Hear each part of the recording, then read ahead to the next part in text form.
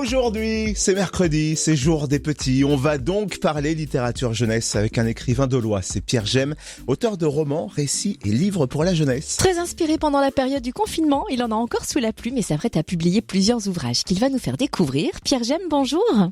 Bonjour Cynthia, bonjour Fréquence Plus. Vous avez créé dernièrement la série Mission Veto pour les enfants à partir de 8 ans. Vous avez d'ailleurs sorti le 5e volet baptisé Le Chat Blessé. Comment est née cette série et quel est son objectif ?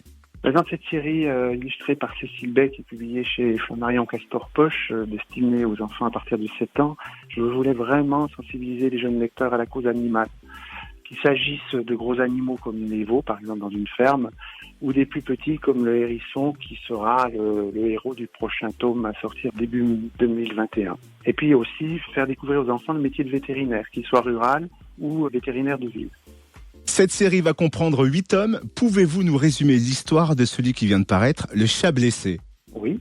Donc dans Le Chat Blessé, mes deux héros, Inès et Lucas, vont chercher du muguet dans la forêt, donc accompagnés de leurs parents vétérinaires et de leur chien Toby.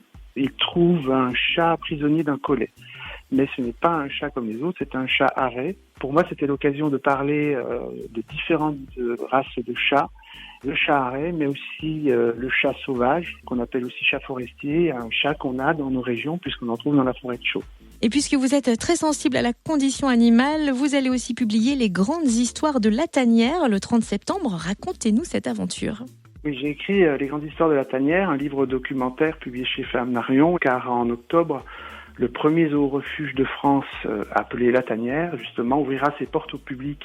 C'est un zoo très particulier parce qu'il récupère, sauve et soigne des animaux en détresse. Alors que ce soit des animaux issus de trafic, des animaux maltraités, abandonnés, qui proviennent de cirques ou de laboratoires.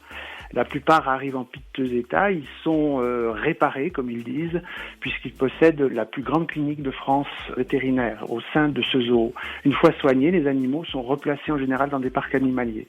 Donc à cette occasion, on m'a demandé de raconter, à partir du récit de ses fondateurs, Francine et Patrick Violas, l'histoire véridique de 5 de leurs animaux. Cannelle, un singe de laboratoire, Princesse, une denne achetée sur Internet, Oliver, un léopardo que sa mère ne pouvait pas nourrir, Raja, un éléphant issu d'un zoo classique, et Kakou, une jeune otarie orpheline. De sacrées histoires à découvrir absolument dans Les Grandes Histoires de la Tanière chez Flammarion dès le 30 septembre. Merci Pierre Gemme, auteur dolois. D'autres ouvrages sont en préparation. Si vous voulez plus d'infos, il y a un site internet livre avec un s-pierre-gemme.fr.